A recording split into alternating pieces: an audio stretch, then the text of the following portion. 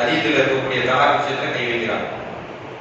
அப்ப அதை கேள்விக்கு எங்களுக்கு ஸ்பெஷல் பிரிவிலேஜ் இருக்கு, எங்களுக்கு மத சுதந்திரம் இருக்கு, ஷரியத் சட்டம் இருக்கின்றது. இதை இன்டர்பிரேஷன் பண்ண வேண்டியது யாரு? அதே போல மெயின்டெனன்ஸ் விஷயம், ஜீவனாம்சம் கொடுக்கக்கூடியது மார்க்கம் தடை செய்திருக்கின்றது. எப்பொழுது ஒருத்தர் திருமண உறவில் இருந்து பிரிந்து விட்டாரோ அவரிடமிருந்து பொருளாதாரத்தை பெற்றுக் கொள்வது தவறான விஷயங்களை ஏற்படுத்தக்கூடியது, தவறான உறவுக்கு வழிவகுக்கக்கூடியது. அவருக்கும் இவர் அந்நிய பெண்ணா மாறிடுறாங்க. எப்போ அவர் விவாதத்தை பெற்றாரோ அவர் அந்நிய பெண்ணா மாறிடுறாங்க. அவங்கள்ட்ட இருந்து ஒரு பொருளாதாரம் வாங்குவது ஹராம். மார்க்கம் அவங்க நமக்கு சுட்டி காட்டுகிறது, ஒரு சட்டத்தை வலியுறுத்துகிறது. நான் சொல்லக்கூடிய சட்டம் சரியானதாக இருக்குமா, இல்லை இந்திய அரசாங்கம் சொல்லக்கூடியது சரியாக இருக்குமா, இல்லை எல்லாத்தையும் படைத்து பரிபாலித்துக் கொண்டிருக்கக்கூடிய ஏக இறைவன் சொல்லக்கூடிய சட்டம் சரியானதாக இருக்கும்? இதை நிலைநிறுத்தக்கூடியது யார்? இதை நம்ம இடத்துல நம்ம மக்களுக்கு பிரதிநிதியாக முன்னெடுக்கக்கூடியது யார்? ஈமானிய கல்வி, இஸ்லாமிய கல்வி அதனோடு சேர்ந்து சட்ட நுணுக்கங்களை கற்று அதை அதிகாரப்படுத்தக்கூடிய நிலைக்கு செல்ல வேண்டும். வெறுமனே வீட்டில் உட்கார்ந்து புக்கு படிக்கிறது கிடையாது. சட்டத்தை யாருன்னா கத்துக்கலாம். நிறைய உலமாக்கள் வழக்கறிஞர்களை விட அதிக சட்ட நுணுக்கங்கள் தெரிந்தவர்கள். வழக்கறிஞர்களுக்கு தெரியாத விஷயங்கள் அவர்கள் சொல்ல முடியும், அந்த அளவுக்கு அவர்களுக்கு நாலேஜ்.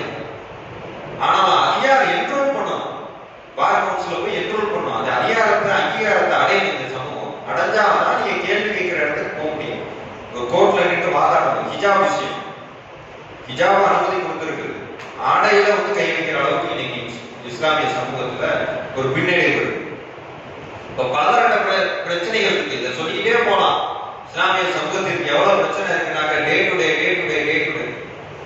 நீ ஒரு ஸ்டேஷனுக்கு ஒரு எஃப்ஐஆர் போனாக்க இஸ்லாமியரா இருந்தா உடனே எஃப்ஐஆர் ஆகும். ஏன்னு கேட்டாக்கா அவர்களுக்கு படிப்பறிவு இல்லை, அவர்களுக்கு இது கேட்கக்கூடிய நிலை இல்லை, அவர்களுக்கு பேச முடியாது. என்ஐஏ சட்டம் பாயுது, என்ஐஏக்கு என்ன முகாந்திரம் இருக்கு, இதை கேட்கக்கூடிய ஆள் யாரு? எத்தனை பேர் கேட்க முடியும்? நீ 25 லட்சம் பேர் அட்வொகேட்டை வச்சுட்டு எத்தனை பேர் போய் கேட்க முடியும்? அப்ப அந்த அட்வொகேட் ஸ்திரத்தன்மையா இருக்கிறாங்களா? என் உயிர் போனாலும் பரவாயில்ல, மார்க்கத்துக்காண்டி நான் போய் கேள்வி கேட்கிறேன், அந்த ஈமானிய பார்வையில் இருக்கிறாங்களா? வாய்ப்பு கம்மி. அப்ப அந்த ஈமானிய பார்வையில் இருக்கக்கூடிய வழக்கறிஞர்களை தான் நம்ம உருவாக்கணும். அடிப்படையில் இருந்தே அவர்கள் மார்க்க கல்வியோடு சேர்ந்த சட்ட நுணுக்கங்களை கற்று மேம்படுத்தி வரக்கூடியவர்களாக இருக்க வேண்டும் இன்ஷா அல்லாஹ். அதற்கு கிளாட் அப்படின்னு சொல்லி தேசிய பல்கலைக்கழகங்கள்ல காமன் லா அட்மிஷன் டெஸ்ட் இருக்கு. அதன் மூலமா என்ன செய்யலாம்? கிளாட் எக்ஸாம் எழுதி நேஷனல் காலேஜஸ்ல நம்ம போய் சேர முடியும். அது இல்லாம 12th நீங்க எந்த குரூப் வேணா எடுத்துக்கலாம். அந்த குரூப்ல என்ன செய்யணும்? 80% மேல எடுக்கணும் மார்க். கவுன்சிலிங் மூலமா தமிழ்நாடு லா, டாக்டர் அம்பேத்கர் லா காலேஜ்ல அட்மிஷன் போட்டுக்கலாம். இந்த மாதிரி விஷயங்கள்லாம் இருக்கு இன்ஷா அல்லாஹ்.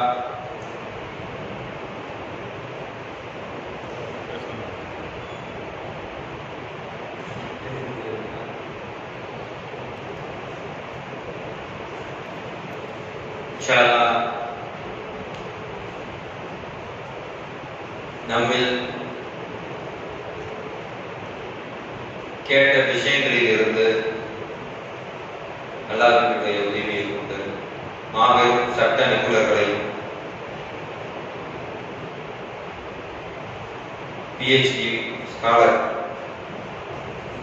மேலும் ஒரு குறிப்பிட்ட துறையிலே நிபுணத்துவத்தை பெற்று அதனை இச்சமூகத்திற்கும் கியாமத் நாள் வரை பயனடையக்கூடிய ஒரு பெரிய கண்டுபிடிப்புகளுக்கு சொந்தக்காரர்களாகும், பெரிய கல்வியை இச்சமூகத்திற்கு வழங்கக்கூடிய பேராசிரியர்களாகவும் உருவாகுவதற்கு இல்லாமல் அல்லாஹ் உதவி செய்வானாக.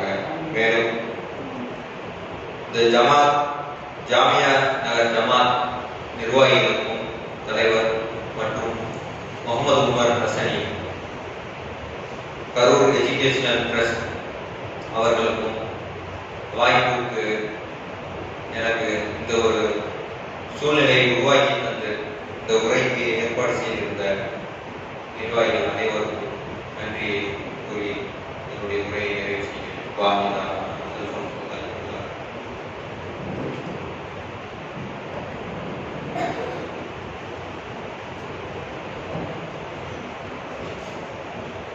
அல்ஹம்துலில்லாஹ்.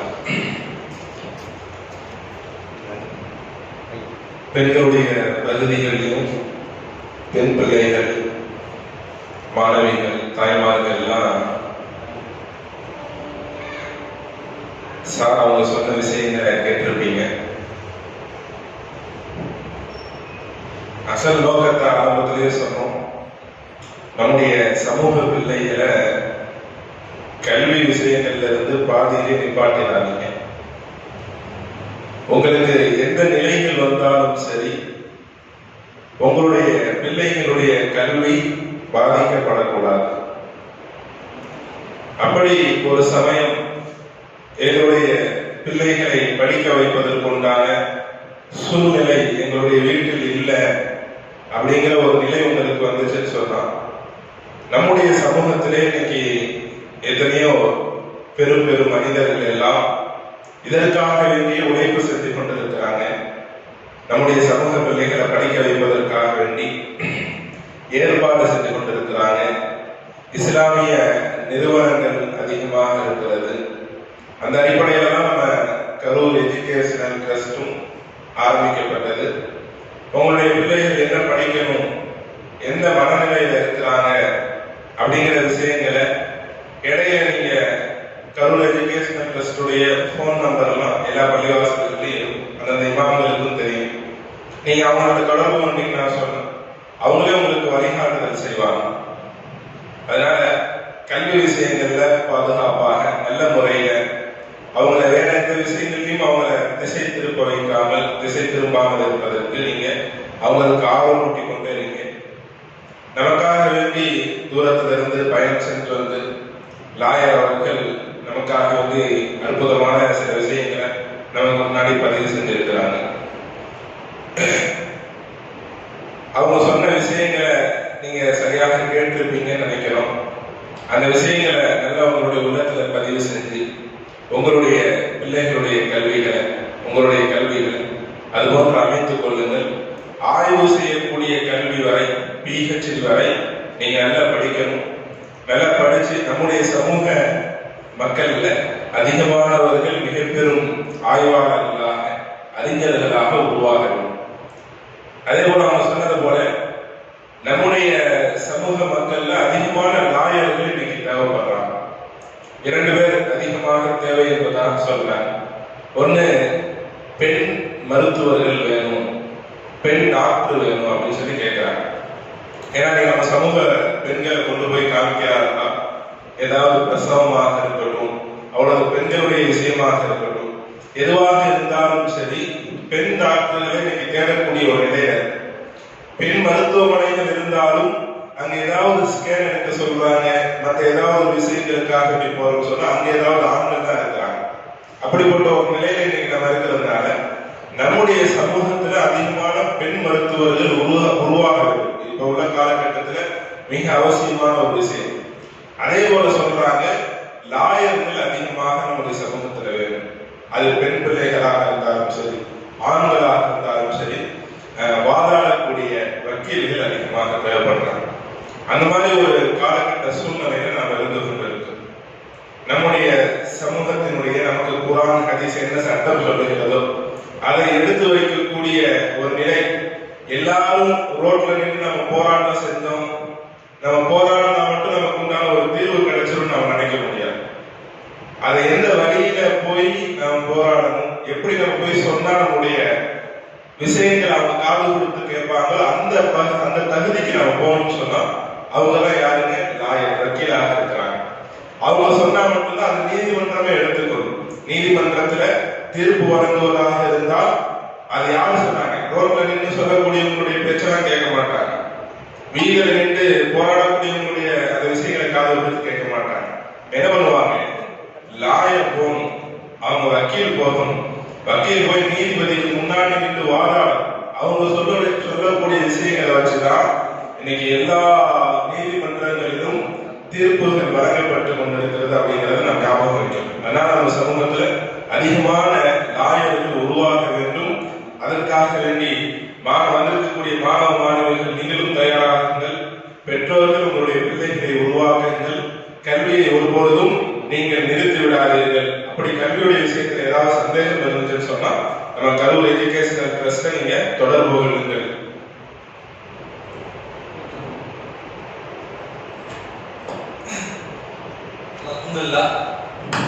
சார் பேசுறாங்களா? பேசுறாங்களா?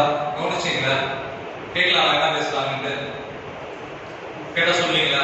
இங்க அத்தா அம்மாவோட வசூல் இருந்தோம். நிறைய பேர் அத்தா அம்மா மழை இல்லை,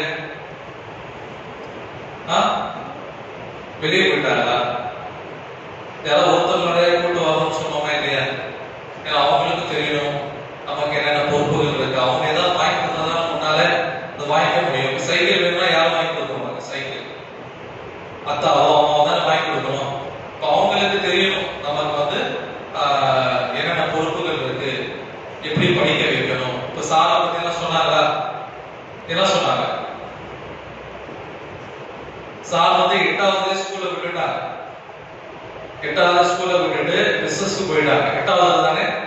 அதுக்கப்புறம் திரும்ப படிப்பு எவ்வளவு முக்கியம்னு தெரிஞ்சு அப்புறம் திரும்ப 10வது படிச்சு 12வது படிச்சு காலேஜ் படிச்சு இப்போ லாயர் ஆயிட்டாங்க. லா படிச்சா எவ்வளவு பவர்ஃபுல்.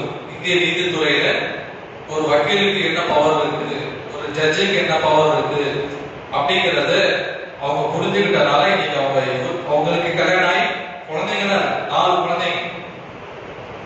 இதுக்கப்புறமா அவங்க படிச்சு என்ன பண்றாங்கன்னா வக்கீல் ஆகிறாங்கன்னா அப்போ அதோடைய முக்கியத்துவம் அவங்களுக்கு தெரிஞ்சிருக்கா இல்லையா? நீங்க எத்தனாவது படிக்கிறீங்க? நீ எத்தனாவது படிக்கிற? 7th 8th 7th எத்தனாவதுப்பா? 9th. இப்போ மதசாலே 15-20 பேர் இருப்பாங்க. எங்க அவங்க வந்திருந்தாலே 15-20 பேர் இருப்பாங்க. எங்க போயிட்டாங்க? அதுல சொல்லியும் வரல. இப்ப இவ்வளவுதான் நமக்கு படிப்பினுடைய முக்கியத்துவம் தெரியல. முஸ்லிம்கள் வந்து ஏழைக்கு படிப்புல பின்னாடி இருக்காங்க. 10,000 12,000 சம்பளத்துக்கு யாருக்காவது அடிமையா இருக்காங்க அப்படின்னா ஏன்னா எனக்கு படிப்பினுடைய முக்கியத்துவமே தெரியல. படிக்கிறது என்ன படிச்சா என்ன கிடைக்கும் தெரிஞ்சாதான் நம்ம படிப்போம். இல்லைன்னா என்ன பண்ணணும்? 10,000 12,000 டெக்ஸ்ட்ல போய் எல்லாம் அப்படிதான். காலையில 9 மணிக்கு பாத்தீங்கன்னா எல்லாம் நம்ம வாழ்க்கை நடந்து போயிட்டு இருப்பாங்க.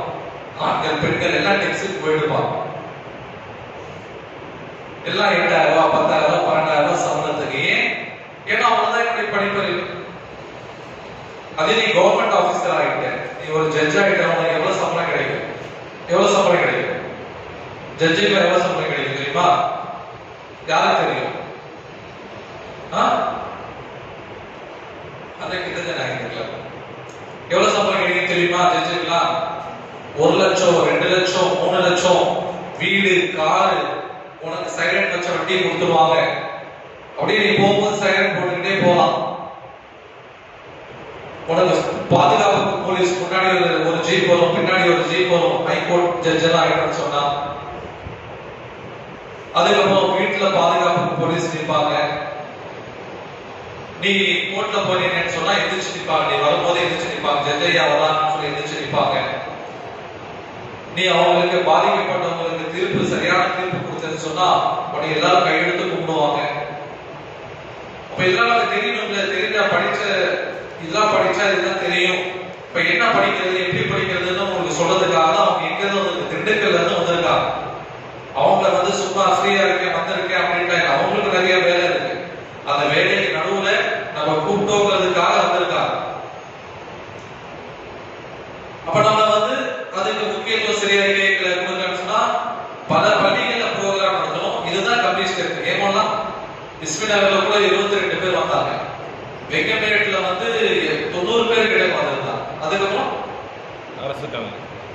அரசு காலையில கூட 40 பேர் வந்திருந்தாங்க. ஜாமியா நகர்ல தான் ரொம்ப கம்மி. அதனாலதான் இங்க எப்படி இருக்கும், நம்ம இந்த கூலி வேலைக்கு தான் போயிட்டு இருக்கோம். ஜாமியா நகர்ல கூலி வேலைக்கு போற காரணம் என்ன? படிப்புக்கு முக்கியத்துவம் கொடுக்காத காரணம் தான். நீங்க யாராவது ஒரு ஐஎஸ் ஆபீசர் இருக்காங்களா இந்த மங்களாவில? ஒரு ஜட்ஜ் இருக்காங்களா? ஒரு கவர்மெண்ட் ஆபீசர் இருக்காங்களா? கிடையாது.